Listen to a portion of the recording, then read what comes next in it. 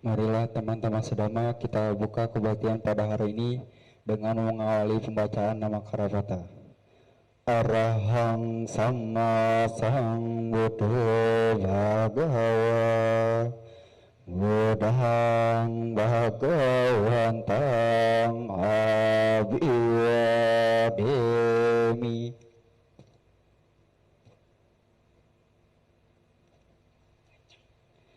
Swakato Bhagavata Dhamma Dhammang Namasami.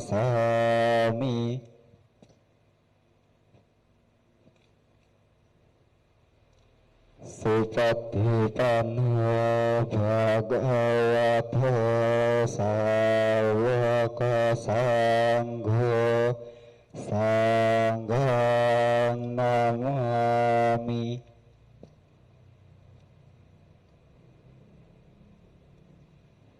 Iyang mamhakumayang Bhagawantang saranang gata Yana Bhagawa Satha Yasa Camayang Bhagavato Dhammang Rocema Imahi Sakarehitang Bhagawantang Sasa Dhammang Sasawaka Sanghang Abhipujayama. Andamayang Buddhasa Bhagavato Pubbabagana Makarang Karomase. Namo tassa bhagavato arahato samma sambuddhassa. Namo tassa bhagavato arahato samma sambuddhassa. Namo tassa bhagavato arahato samma sambuddhassa. Andamayang sarana gamana patang banamase. Buddhang saranang gacchami Dhammang saranang gacchami Sanghang saranang gacchami Dutiyampi Buddhang saranang gacchami Dutiyampi Dhammang saranang gacchami Dutiyampi Sanghang saranang gacchami Tatiyampi Buddhang saranang gacchami Tatiyampi Dhammang saranang gacchami Tatiyampi Sanghang saranang gacchami. Andamayang Pancasika Padapatang banamase. Panatipata Veramani Siddhapadang Samadhiyami Adhinadhana Veramani Siddhapadang Samadhiyami Kame Summicacara Veramani Siddhapadang Samadhiyami Musawada Veramani Siddhapadang Samadhiyami Surameda japangadatana Wiraman isika padang samadiyami Andamayang Buddha Nusatinayang Karomase Itipiso Bhagava Arahang Sama Sambuddho Wijacarana Santana Sugato Lekawidu Anutara Purisa Dhamma Sarati Sata Dewa Manusana Buddha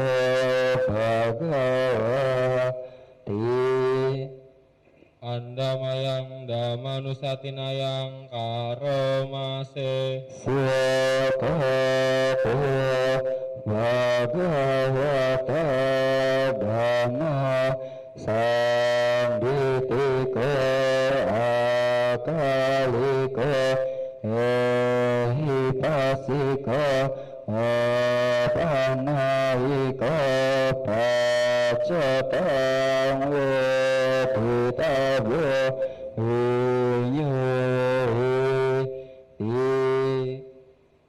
Andamayang Sanghanusatinayang Karomase Supatipano Bhagavato Sawaka Sangho Ujjuvatipano Bhagavato Sawaka Sangho Nyayapatipano Bhagavato Sawaka Sangho Sami Cipatipano Bhagavato Sawaka Sangho Ya Bidang Cetari Purisa Yugani Ata Purisa Punggala Esa Bhagavato Sawaka Sangho Ahune Tahune Patine Anjali Karaniya Anutarang Punya Ketang Lakasa Andamayang Sacakiriagatayo Banamase Natime sarang anyang Budame sarana warang Etena sacawajena Satitehetu sabada Natime saranang anyang Danami saranang warang Etena sacawajena Satitehetu sabada Natime saranang anyang Sanggome saranang warang Etena sacawajena Satitehetu sabada Andamayang Karaniya Meta Sutang Banamase Karaniya Mata Kusarena Yantang Santang Padang Abisa Meca Satu Ujuca Sujuca Suwaca Casa Vedu Anatimani Santu Sakoca Subaraca apakicaca salahu kauti sang tindriya cani papaca apagabok hula suhananu gida naca kudang sanga care kinci yena winyo pare upawa deyung sukina keminantu sabe sata bawantu sukitata yeke cipana bupati tasawa tawarawa anawa sesa digawa ye mantawa majima rasaka anukatua ditawa ye ca adita ye ca dure wasanti awi dure butawa sambawa siwa sabe sata bhavantu sukitata napare paraniko beta napi manyeta tata cinang kanci biarho sanna patigasanya nanya manya sadukani cewa mapayatani yang putang ayu seka putang manurake ewan pisababutesu mana sambawaye aparimana metang ca sabale tasming mana sambawaye aparimana ubang abeca piriyanca asang badang awarang asapatang titang carang nisinawa saya nawa tasawi katamido etang sating aditewa brahma matang wiharang idamahu ditinca anupadama silawa basa nana santana kame suhine agedang nahi jatu gabasa punareti ti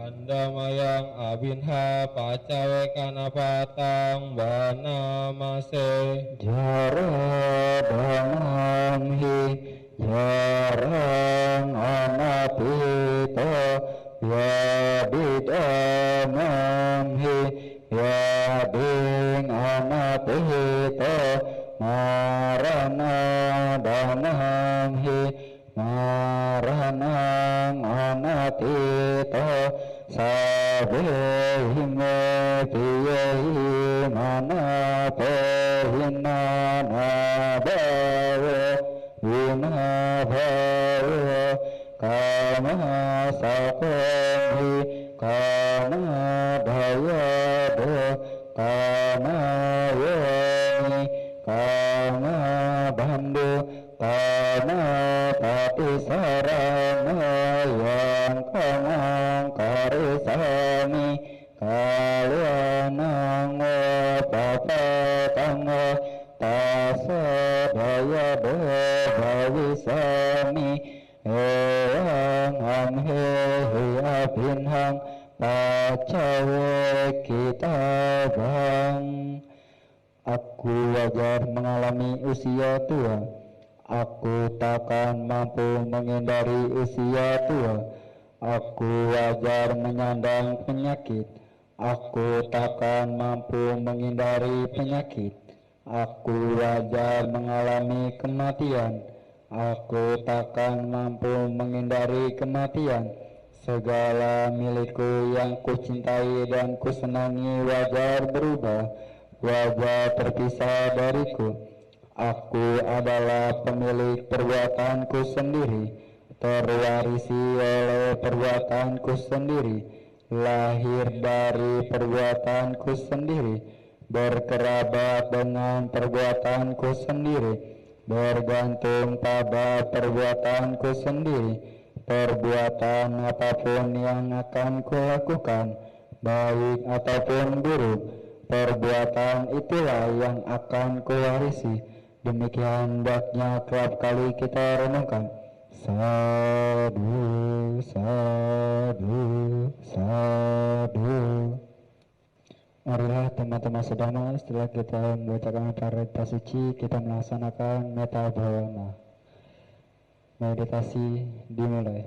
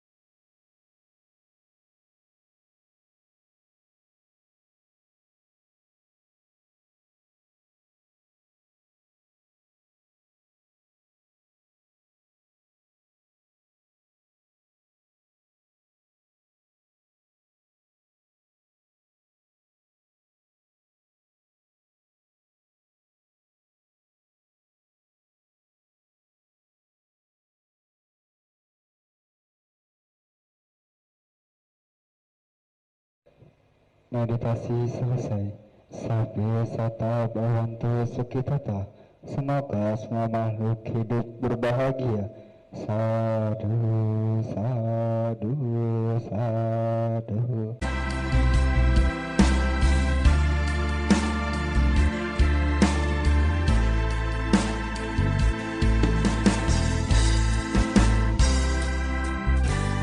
Hidup di dunia hanya sementara.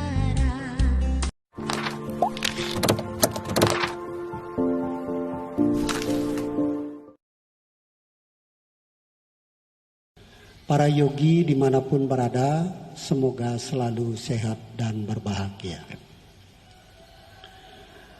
Pagi ini kita akan membahas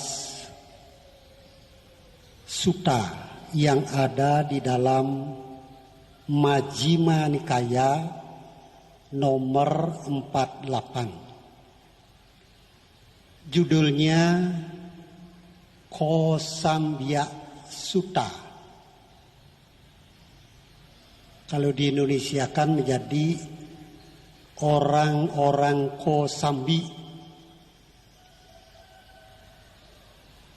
Di dalam sutta ini disebutkan suatu ketika Sang Buddha berdiam di Kosambi di wihara Gosita, di taman Gosita. Wiharanya berupa taman. Di sana ada banyak biku dan ada 2 guru. Yang satu guru Dhamma, Dhammadara. Yang satunya lagi Winayadara, guru yang mengajarkan Winaya. Masing-masing dari guru ini memiliki siswa sebanyak 500 biku. Jadi guru Dhamma, Dhammadara memiliki murid biku sebanyak 500. Dan guru Winaya, ahli Winaya, memiliki murid sebanyak 500 biku. Dan semua biku ini baik guru Dhamma maupun guru Winaya masih dalam pembinaan Guru Agung kita Arahat sama Sang Buddha.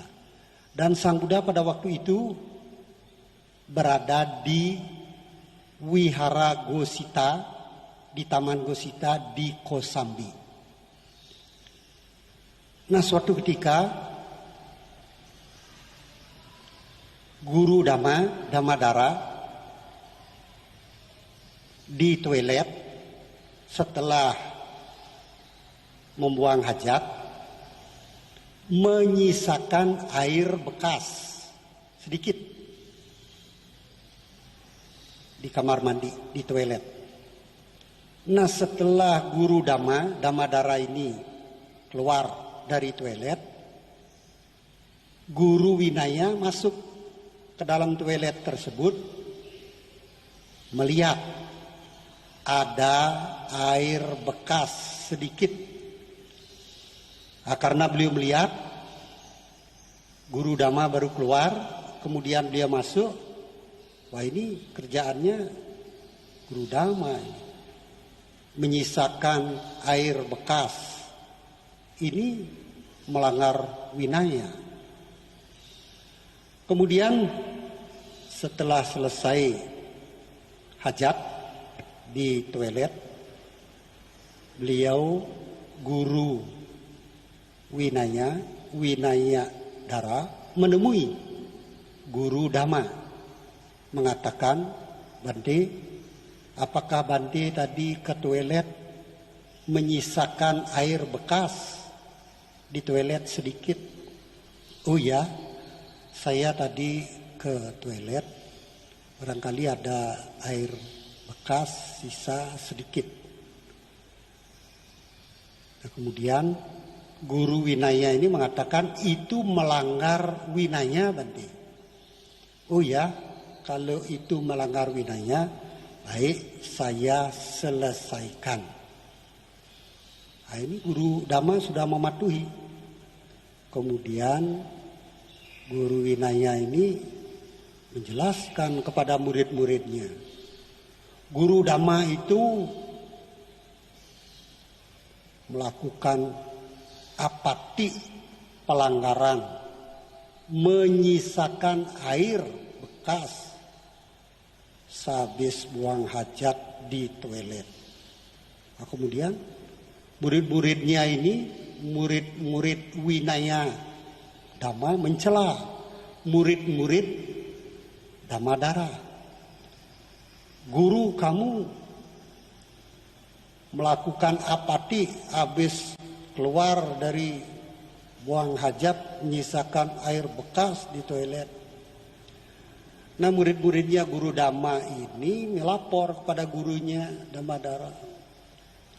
Guru, murid-muridnya Winayadara mengatakan seperti ini kepada saya.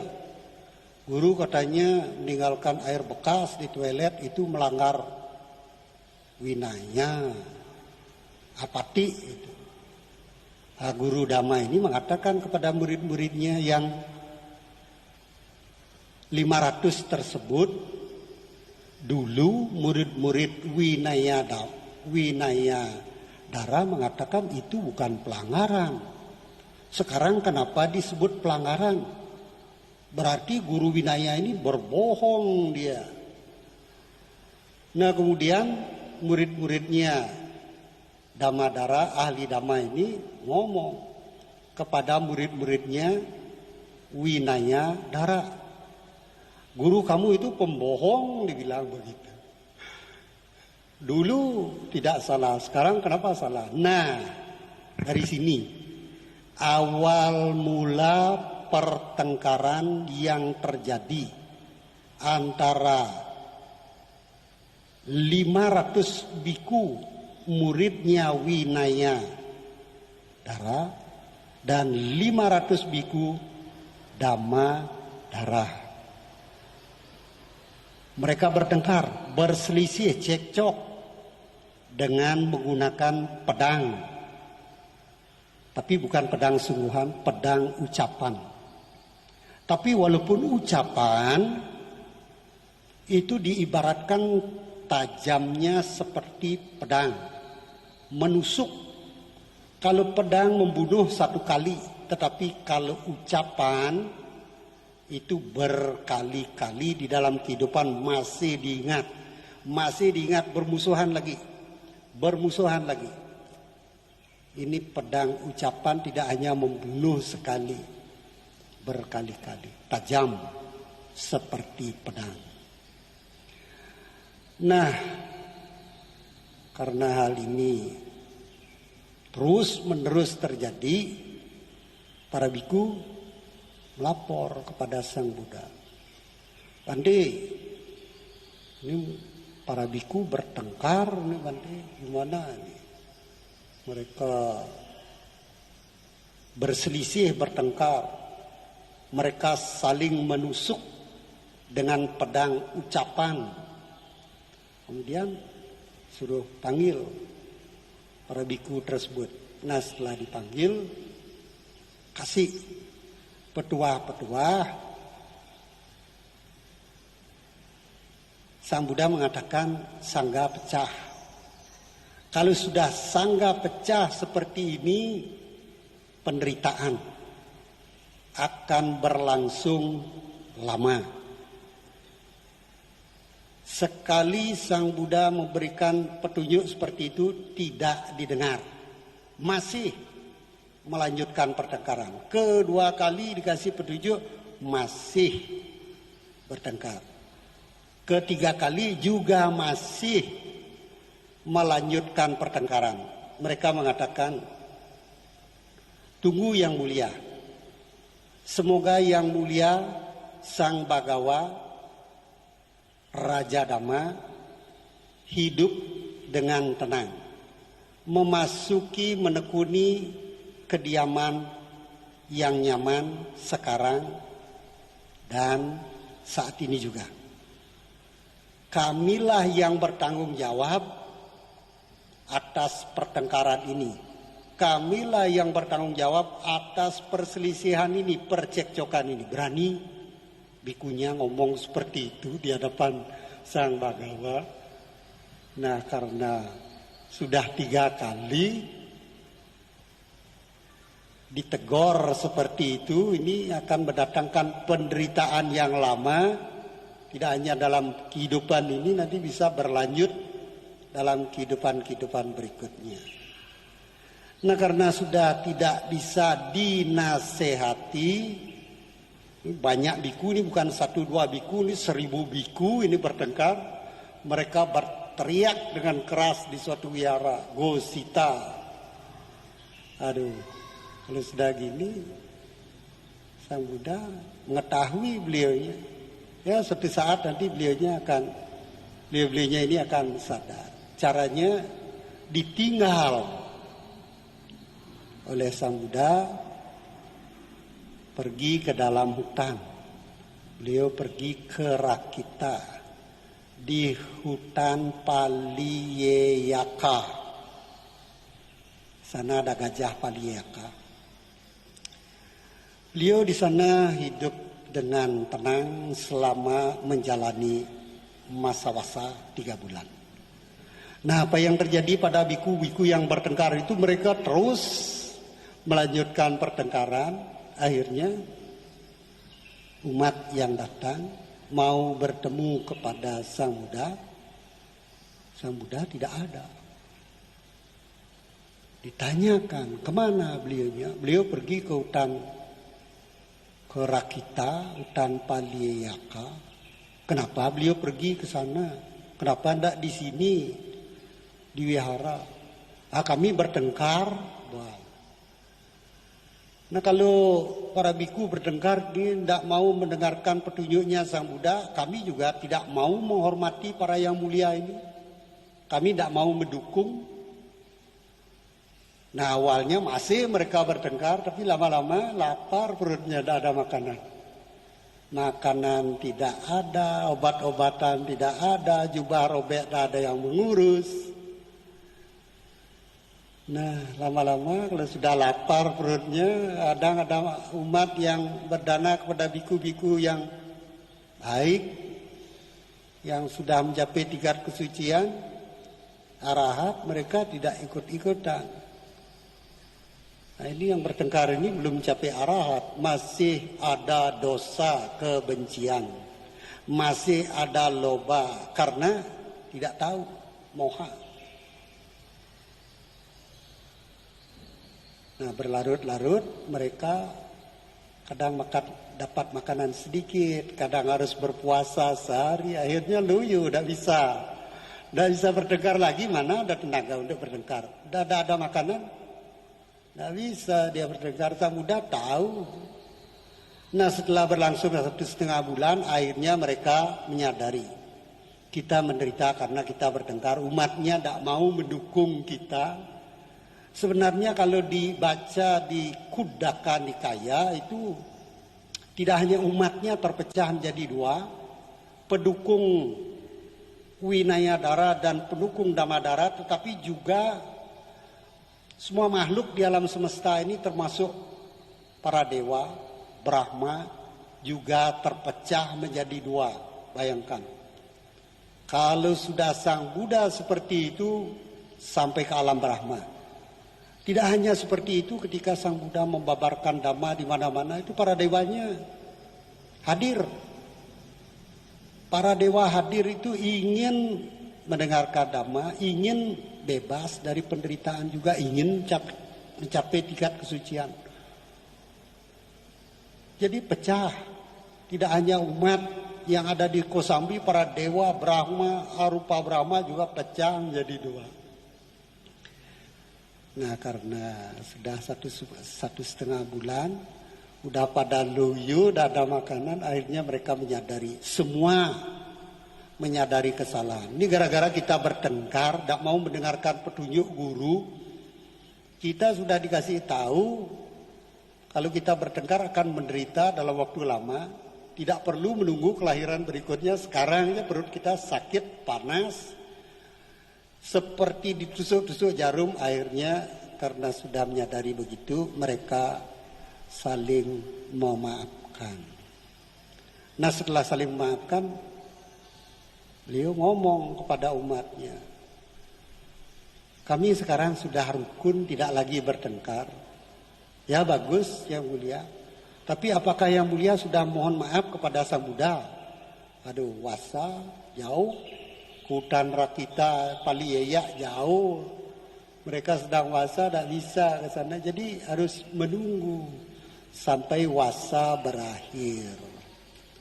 Masih, walaupun sudah rukun 1.000 biku, 500 biku murid Dhamma Winaya, 500 biku murid Winayadhara menderita kelaparan, kehausan, kadang-kadang dapat makanan sedikit, luyu, gara-gara bertengkar ya seperti itu, berselisih, wah, ucapannya tajam, lebih tajam daripada pedang.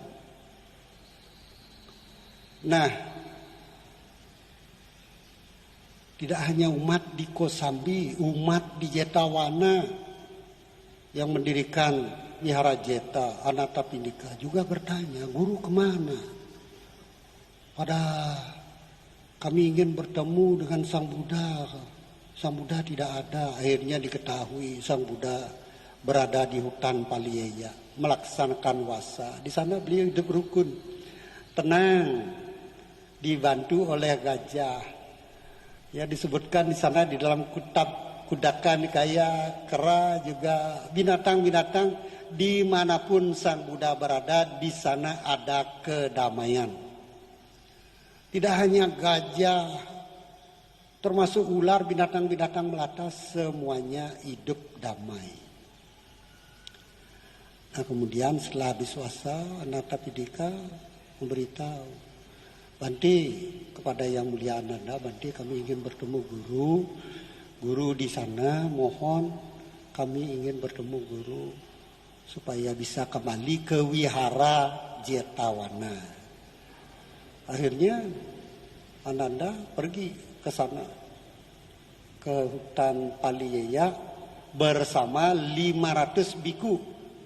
Jadi 250 biku Damadara, 250 biku Winayadara, sisanya diam di wihara. Nah, karena banyak orang mau memasuki tempat kediaman Yang Mulia yang demikian tenang, Yang Mulia Ananda bilang, kalian tidak boleh masuk, tunggu di luar sini, saya akan masuk sendiri. Masuk. Begitu masuk di dalam kitab Kudaka Nikaya itu disebutkan gajah Palieya yang melindungi Sang Buddha itu galak dia. Ini ada orang masuk sembarangan.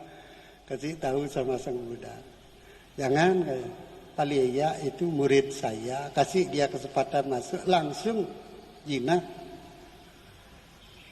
Nah, karena Sang Buddha di kelahiran Sang Buddha, di kelahiran sebelumnya ketika menjadi bodhisatta pernah menjadi raja gajah yang demikian sakti. Jadi tahu, karena beliau belajar, artinya pernah hidup jadi gajah, beliau tahu bisa bahasa gajah. Ya, bagaimana gajah, bagaimana menundukkan hatinya, membuat lembut hatinya, tahu. Nah, setelah Yang Mulia datang memberikan penghormatan kepada Sang Buddha, ditanya Sang Buddha, Yang Mulia Ananda setelah menghormat dan lain sebagainya, ditanya, apakah datang sendiri ke sini? Enggak, Bante, banyak biku yang saya ajak, karena tempat kediaman Yang Mulia sunyi tenang begini, kami kan khawatir mengganggu, kami suruh dia berada di luar. Nah, kalau begitu ajak mereka datang ke sini, ajak masuk. Nah, setelah itu Yang Mulia Ananda menyampaikan, para umat rindu dengan Sang Buddha. Anathapindika memohon Yang Mulia kembali ke Wihara Jetawana. Akhirnya rombongan biku tersebut kembali ke Jetawana. 500 biku Kosambi yang suka bertengkar, setelah sampai di Jetawana, mereka duduknya mengelompok dari berbagai tempat.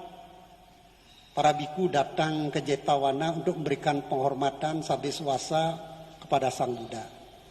Mereka mendengar percekcokan, pertengkaran, perselisihan yang tidak mau didamaikan oleh Sang Buddha. Ngotot seperti itu. Akhirnya mana biku-biku yang suka bertengkar? Mereka menunjuk-nunjuk ke arah biku tersebut yang sedang duduk dengan tenang di Jetawana. Mereka malu. Tiap biku yang datang menunjuk-nunjuk itu, kan malu. Banyak biku murid-muridnya Sang Buddha datang menunjuk-nunjuk. Tidak hanya biku, umat juga. Oh, itu tuh biku-biku yang suka bertengkar. Sudah diberi petunjuk oleh Sang Buddha, jangan bertengkar mendatangkan penderitaan lama. Ngotot masih bertengkar. Mereka malu. 500 biku nunduk begitu, lehernya seperti tidak ada tulang, nunduk. Nah kemudian Sang Buddha menjelaskan untuk mengatasi perselisihan, percekcokan, saling menusuk dengan pedang ucapan yang menyakitkan. Sang Buddha kemudian menjelaskan Saraniya Dhamma Sutta. Sutta yang membuat hal-hal, sutta yang membuat saling dikenang. Ada 6. Ada 6 poin yang perlu dipelajari, perlu direnungkan, perlu diyakini, tetapi yang paling penting dipraktekkan. Semuanya didasari atas cinta kasih terhadap sesama brahmacari. Tidak hanya di depannya, di belakangnya ngomong-ngomong gini, segini jelek, segitu. Bikunya dibicarakan di belakang, dikiranya tidak tahu apa. Para dewa tahu, Brahma tahu. Mereka-mereka yang sudah batinnya tenang melihat wajahnya, sudah diketahui. Para biku banyak yang sakti di zamannya Sang Buddha itu. Punya telinga dewa, punya mata dewa. Walaupun tidak ngomong, dengan melihat pikirannya saja, ini pikiran dikuasai kebencian. Ini pikiran dikuasai loba. Bisa dibaca. Jadi kalau Sang Buddha bertanya, udah dibaca duluan pikirannya. Mana ada yang berani bikunya kalau ditanya berbohong? Tidak ada yang berani. Ngomong apa adanya. Saraniya Dhamma semuanya didasari atas metta, cinta kasih terhadap sesama brahmacari. Biku kepada biku, biku kepada bikuni pada waktu itu, bikuni kepada biku, kepada samanera, kepada dasilani, kepada samaneri, juga para umat yang mempraktekkan 8 sila. Kalau sekarang ada sila caru, sila carini.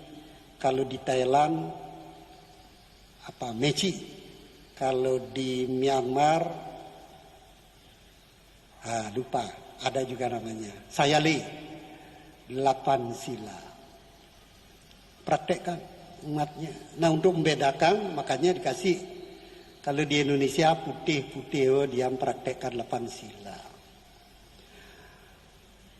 Jadi Saraniya Dhamma ini ada 6 hal, 6 poin yang perlu dilakukan. Perbuatan jasmani yang didasari dengan metta, cinta kasih terhadap sesama brahmacari, yang membuat saling dikenang, saling ditolong, rukun, dan membuat persatuan.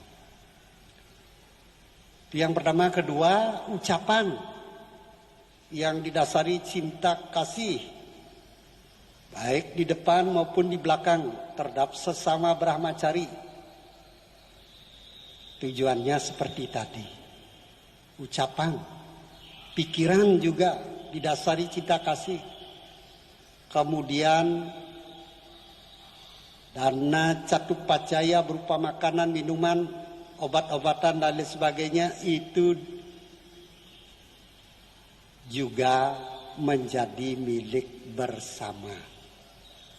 Bukan menjadi, oh ini milik saya, itu milik kamu, tidak seperti itu. Jadi milik bersama. Kalau di sana kekurangan, di sini masih ada, dibantu. Karena hukum yang berlaku di alam semesta ini sebab akibat. Siapa yang menolong maka dia tertolong. Tertolong dalam hal apa? Dalam segalanya, rezekinya jadi gampang, wajahnya enak dipandang, usianya menjadi panjang. Perbuatan baik. Apa yang kita inginkan itu yang kita dapatkan. Apa yang kita lakukan itulah yang akan kita dapatkan. Kemudian praktek sila. Silanya sudah jelas. 5 sila perumah tangga, 8 sila, sila caro, sila carini. Samanera, samaneri 8 ditambah 75 sekya. Para biku mempraktekkan 227 sila pati mokkha. Jelas. Jadi silanya juga sama, mempraktekkan.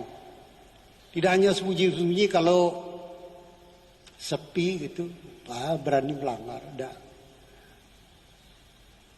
Tidak ada biku yang lain, tidak ada umat yang melihat, tidak ada CCTV ya, para dewa juga tahu. Wah, ini menipu dirinya sendiri. Sudah mengambil sila sekian malah bohong-bohong, membohongi dirinya sendiri. Sila ini luar biasa. Permata yang sangat berharga. Permata yang tiada tandingnya. Baik di alam manusia maupun di alam surga. Ini permata yang sangat berharga. Dengan praktekkan sila, silena, sugating, yanti bisa menyebabkan terlahir di alam surga. Silena, nibuting, yanti mempraktekkan sila ini menyebabkan bebas dari penderitaan. Landasan kuat sila. Jadi kalau ada yang bertanya 5 sila bagaimana Pak De? Apakah cukup kuat bagi kami untuk berumah tangga? Kuat sekali. Karena banyak tugas umat berumah tangga yang harus dilakukan. Kemudian pandangan benar. Yang tertinggi dari keenamnya ini adalah pandangan benar. Kenapa begitu? Kalau pandangannya sudah salah, merembet semua. Ucapan jadi salah, pikiran jadi salah, perbuatan semuanya itu perbuatan salah, membagi dana jatuh pacaya jadi salah. Pandangan. Jadi pandangan ini yang tertinggi yang menyebabkan pikiran kita jadi benar. Kalau sudah pandangan benar, pikiran benar. Kalau pikiran benar, ucapan kita diharapkan ya benar. Walaupun tahu ini ucapan salah, ucapan benar, saya menipu. Orang lain menipu diri sendiri juga.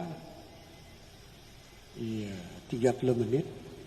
Jadi, ya kesimpulan, terkadang kita berpikir, kenapa sih biku bertengkar sampai 1000 orang begitu kok malah dilestarikan di dalam sutta, diajarkan sampai sekarang kan banyak orang yang tahu ya, bikin malu. Enggak. Ini malah diproduksi banyak-banyak, ditulis dengan rapi, bukunya ditulis sekarang dicetak banyak-banyak, disebar ke berbagai tempat buat para biku, buat umat, buat siapa saja. Kenapa sih begitu? Sutta ini dilestarikan sampai sekarang karena potensi seperti itu tidak hanya terjadi di zamannya Sang Buddha.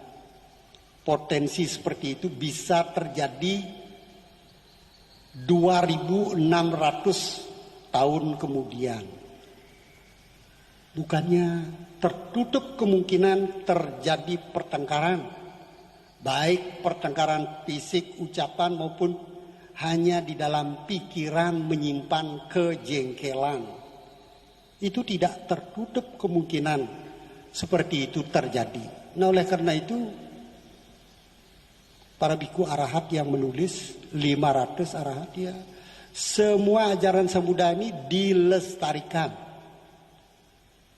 supaya di kemudian hari para biku mengetahui. Hati-hati jangan sampai terjadi permusuhan, percekcokan.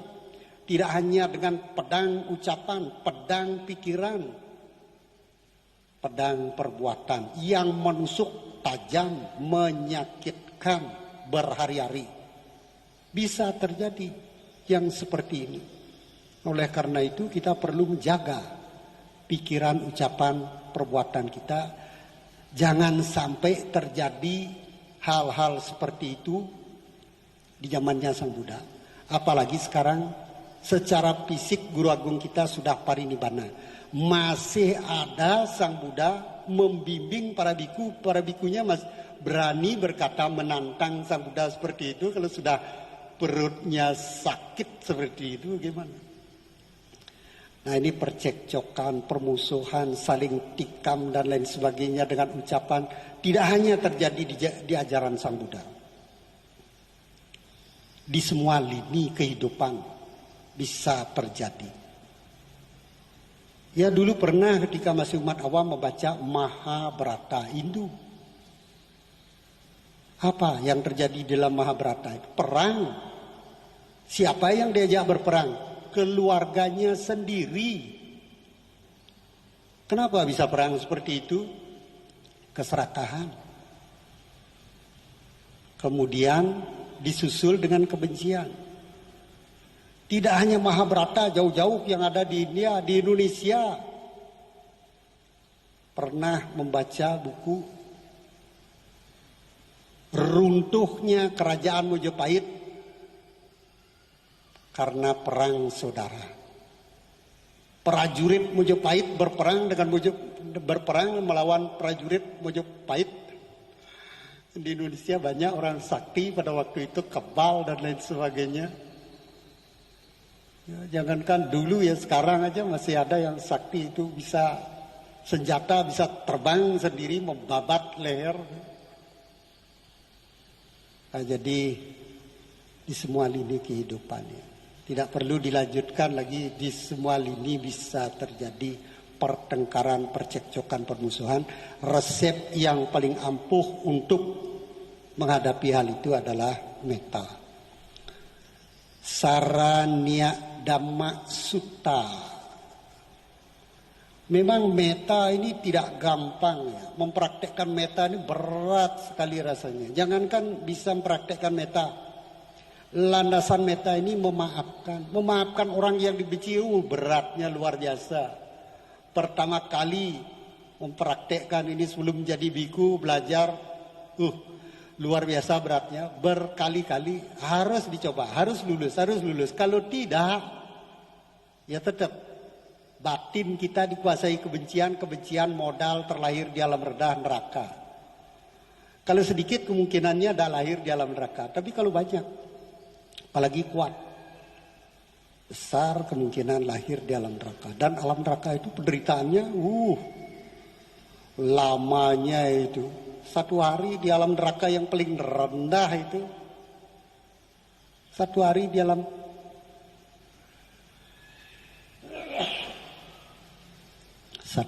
alam neraka yang paling rendah.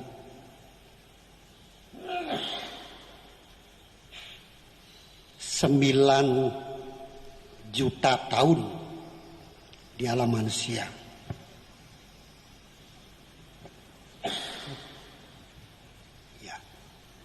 Memang masih kan.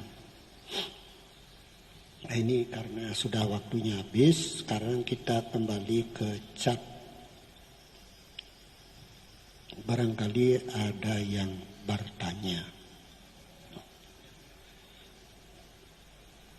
Ya, ada. Mega Nanda. Namo Buddhaya Bante. Menurut hukum alam, segala sesuatu yang terbentuk tidak terlepas dari perubahan dan kesukaran. Apakah ajaran Buddha juga mengalami perubahan? Nah, harus membuka buku Parita Biru halaman 130 Dhamma Niyama Sutta. Di dalam sutta itu disebutkan apakah para tathagata muncul di dunia ini ataupun tidak muncul di dunia ini, Dhamma tetap ada. Tetap ada ini dhammanya. Boleh dibaca halamannya 130. Ya baik, saya baca biar bagus. enak didengar. Para biku, apakah para Tathagata muncul ataupun tidak muncul di dunia, terdapat suatu hukum yang tetap keberadaannya. Terdapat suatu hukum yang pasti keberadaannya, bahwa segala bentukan adalah anicca. Kemudian selanjutnya kalimatnya sama, segala bentukan adalah dukkha. Otomatis itu duka.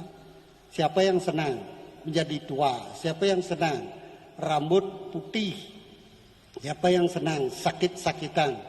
Siapa yang senang ketika muda tubuhnya tegak, kulitnya licin, setelah tua menjadi bungkuk, tidak berdaya, tangan kaki tidak mengikuti perintah, tidak mengikuti petunjuk, maunya jalan dengan rapi malah nyenggol sana sini, maunya tidak nyenggol sendok malah nyenggol sendok, jadi bunyi berisik jadinya. Ya kenapa begitu? Karena ya begitulah, tangan kaki tidak mengikuti petunjuk lagi kalau sudah umur. Ya, kalau sudah umur ya begitu. Jadi hukum ini tetap keberadaannya. Sang Buddha tidak mengatakan kekal, tapi tetap keberadaannya. Terdapat suatu hukum yang tetap keberadaannya. Terdapat suatu hukum yang pasti keberadaannya. Jadi apakah Sang Buddha mengajarkan Dhamma di dunia ini? Apakah Sang Buddha Guru Agung kita memasuki parinibbana? Apakah seperti sekarang tidak ada lagi Guru Agung kita?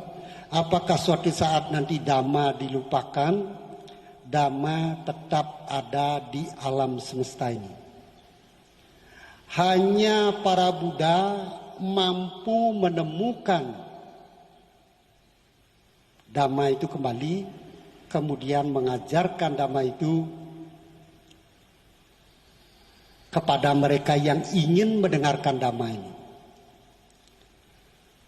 Nah, ketika Sang Buddha Guru Agung kita telah mencapai penerangan sempurna, merenungkan Dhamma ini sangat berat, sangat halus, tidak gampang dipahami oleh mereka-mereka yang masih tebal kekotoran batinnya.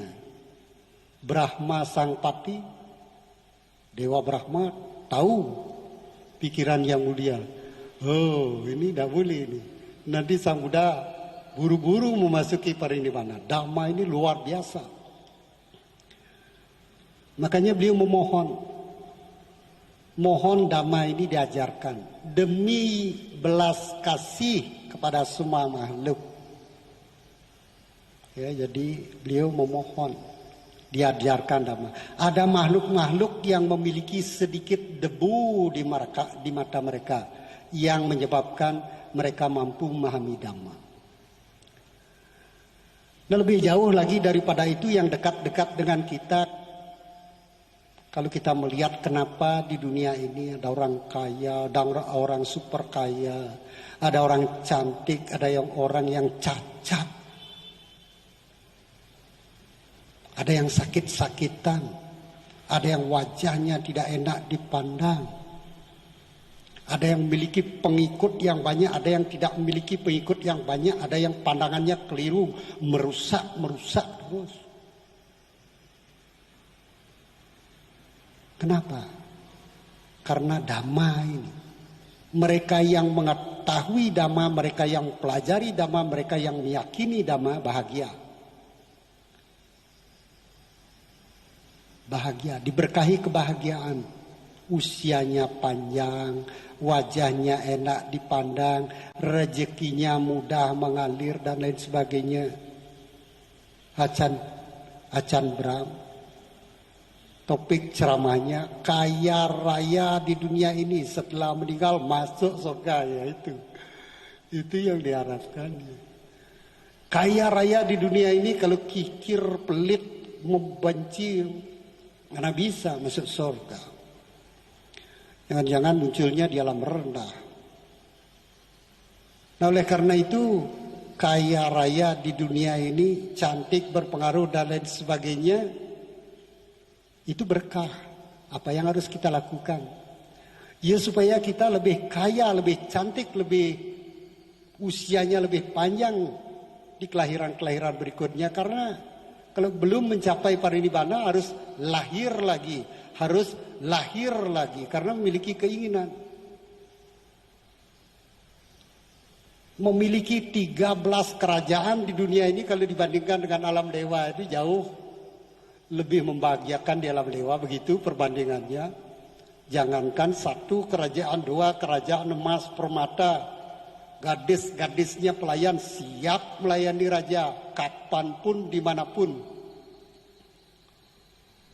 Itu kebahagiaannya tidak seberapa dibandingkan dengan di alam dewa.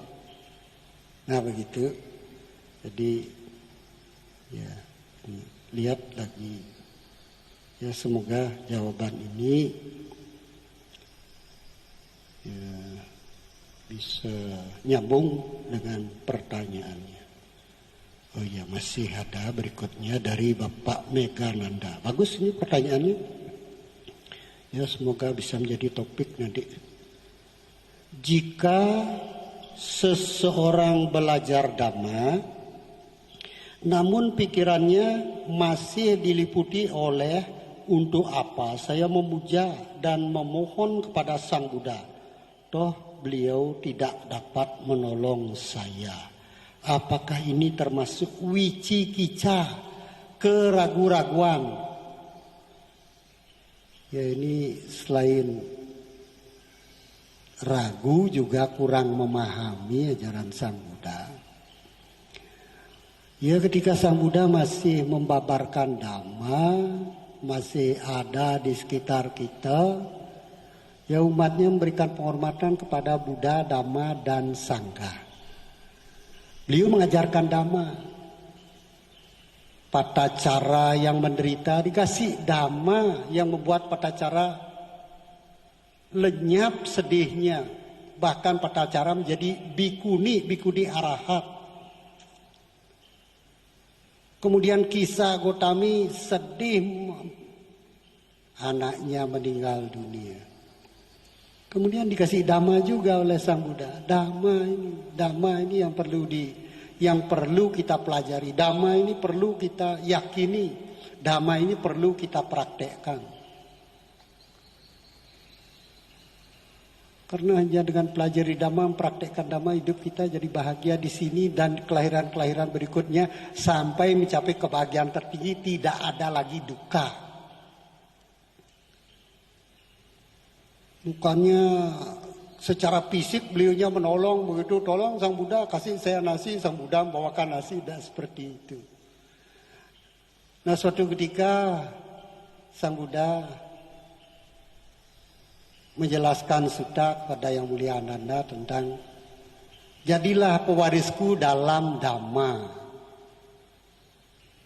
Jangan jadi pewaris dalam materi. Biku itu warisannya apa? Jubah yang sudah dipakai berkali-kali yang tambalannya banyak. Jarum, benang, pisau kecil untuk mencukur. Ya kayak gitu. Bul zamannya Sang Buddha terbuat dari gerabah tanah liat, bisa pecah 2500 tahun yang lampau. Tapi sekarang ya barangkali masih ada yang dilestarikan bulnya itu, patahnya itu. Ya warisan biku ya seperti itu. Kalau jadi pewaris dalam Dhamma, memahami Dhamma, nah ini sumber kebahagiaan. Nah demikian jadi Dhamma inilah yang menolong kita. Kalau ingin tertolong dalam kehidupan ini, kita harus menolong diri kita dengan mempelajari Dhamma, dengan meyakini Dhamma, dengan mempraktekkan Dhamma itu dalam kehidupan sehari-hari. Dhamma ini kebenaran. Benar ucapannya, benar pikirannya, benar, semuanya benar. Tidak hanya benar, membahagiakan. Baik orang lain maupun diri sendiri. Bahagia keduanya. Ini Dhamma tepat pada waktunya. Kalau mempraktekkan yang sebaliknya, kalau bisa jangan. Jengkel, benci dan lain sebagainya ini hanya mendatangkan penderitaan. Ya, bagus, dua-duanya bagus. Semoga bisa memuaskan jawabannya. Oh, masih ada satu lagi dari Mega Nanda juga. Bagaimana mengatasi pikiran demikian? Ya, seperti tadi, harus memahami Dhamma. Dipelajari Dhamma itu memang kalau baru sebagian dipelajari, belum nyampe ke sana jadi pewaris dalam Dhamma. Apa manfaatnya belajar Dhamma? Jadi kita tidak mengetahui. Ya, bagus-bagus nih pertanyaan dari Bapak Mega Nanda. Ya. Sekarang waktunya masih ada untuk berlatih meditasi 10.34. Masih cukup kesempatan untuk berlatih meditasi. Meditasi ini luar biasa. Manfaatnya banyak sekali.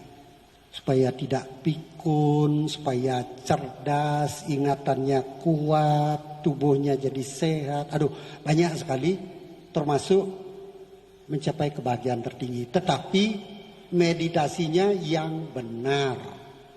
Melepaskan gangguan. Kembali ke objek, melepaskan gangguan, kembali ke objek sampai mendapatkan banyak kemajuan. Melihat, merasakan apa itu piti, apa itu suka, apa itu ekagata, apa itu patamajana, dutiyajama, tatiyajama, catuttajana, apa itu pikiran seimbang, dan seterusnya, jana-jana sampai mencapai padamnya kilesa, tanha, padam. Kalau sudah padam ya seperti lilin itu padam ya sudah, habis sudah. Ya baik, kita lanjutkan berlatih meditasi. Semoga apa yang kita harapkan di dunia ini terwujud menjadi kenyataan, hidup sehat dan bahagia. Meditasi dilanjutkan. Lamanya roda samsara terus berputar. Ikuti langkah, ikuti karma yang Andamayang patidana karomase. Punya sidani kata Yamanya nikata nime Tesanca baginantu Sapananta pananaka Yetiya gunarantaca Mawang mata pita daya Ditame capya ditawa Anye maja tawaruna Sata pitan tula tasming Tehuna capya nika Panca kacatuya kara Samsaranta bhavatae Nyatangye patidaname Anuna bhantu te sayang Yecimang mata jananti Dewa tesang niledayung Maya dinana punyanang Anuna dana heduna Sabhu sata sadahantu Ayora suka jivina Kema padan catapantu Tesasa sujatang subah Semoga jasa-jasa yang kulakukan kini atau di waktu yang lain melimpah kepada semua makhluk, tiada batas, tiada hingga, yakni kepada mereka yang kukasihi, yang berjasa seperti ayah dan ibuku, kepada mereka yang kukenal ataupun yang tidak, dan kepada mereka yang bersikap netral atau bermusuhan, makhluk-makhluk yang berada di alam semesta, di ketiga alam, keempat jenis kelahiran, terdiri dari 5, 1 ataupun 4 kusan dan bentuk, yang mengembara di alam besar dan alam kecil, atas pelimpahan jasaku ini. Semoga mereka yang mengetahui turut bersuka cita, bagi mereka yang tidak mengetahui, semoga para dewa memberitahukannya, berkat turut bersuka cita atas jasa-jasa yang kulimpahkan ini. Semoga semua makhluk senantiasa bebas dari kebencian, serta hidup dalam kebahagiaan. Semoga mereka mendapatkan jalan kedamaian. Semoga cita-cita luhur mereka tercapai. Sadu, sadu, sadu. Marilah teman-teman sedama kita tutup kebaktian pada hari ini dengan membacakan nama Karavatah. Arahang Sama Sambuddho Bhagava Buddhang Bhagavantang Abhivademi.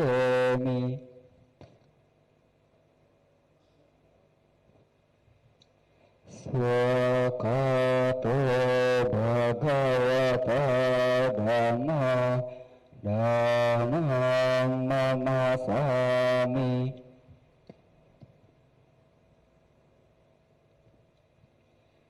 Supatipanno Bhagavato Sawaka Sangho Sanghang Namami.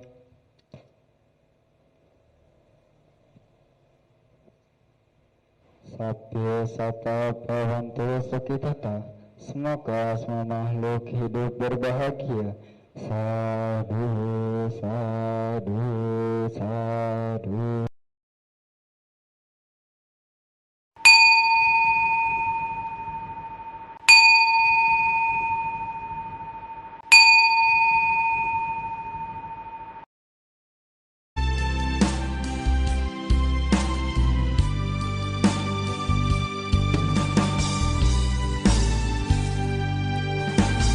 Aku bersujud dan bernamaskara di hadapan Buddha, Dhamma dan Sangha.